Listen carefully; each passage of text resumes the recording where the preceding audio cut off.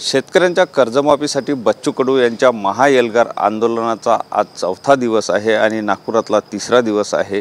नागपुरात काल ज्याप्रमाणे बच्चू कडूंनी हे नागपूरचे हायवे जाम केलेले होते, 2 दिवसापासून हायवे बंद होते आणि त्यानंतर बच्चू कडूंचा एल्गार जो आहे तो या ठिकाणी आपल्याला पाहायला मिळाला। आपण बघू शकतो की कार्यकर्ते जे आहेत ते त्यांचे या ठिकाणी झोपलेले आहे। अगदी पावसाचं वातावरण आहे, रिमझिम असा पाऊस बाहेर सुरू आहे, त्यामुळे सगळ्यांनी अगदी स्टेजवरच या ठिकाणी झोपण्याची व्यवस्था जी आहे ते त्यांची करण्यात आलेली आहे। एकंदर जर परिस्थिती बघितली तर शेतकऱ्यांच्या कर्जमाफीसाठी महाएल्गार आंदोलन बच्चू कडू यांनी केलेलं आहे।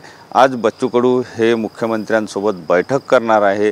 नेमकं आश्वासन शेतकऱ्यांच्या कर्जमाफी संदर्भात काय देते याकडे सगळ्यांचं लक्ष लागलेलं आहे।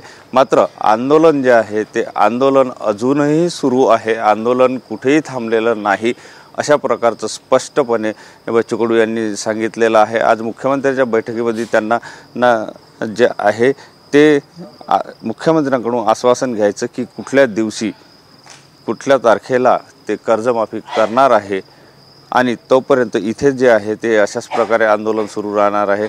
जर समजा कर्जमाफी संदर्भामधलं ठोस आश्वासन मिळालं नाही तर 31 तारखेला रेल रोको करण्याचा इशारा सुद्धा बच्चू कडू यांनी दिलेला आहे। आणि बच्चू कडूंचे कार्यकर्ते जर आपण या ठिकाणी बघितले तर सगळे या ठिकाणी तैनात असल्याचं चित्र पाहायला मिळते आहे। 2 दिवसांपासून महामार्ग जो आहे ते 4 महामार्ग थांबवण्यात आलेले होते, चक्का जाम करण्यात आलेला होता आणि पुढे आता रेल रोकोचा इशारा सुद्धा बच्चू कडू यांनी दिलेला आहे। मात्र आज मुख्यमंत्र्यांसोबत होणाऱ्या मीटिंगमध्ये नेमकं काय आश्वासन मिळते याकडे सगळं लक्ष लागलं आहे। कॅमेरामन साईसह सुनील लगे, TV9 मराठी, नागपूर।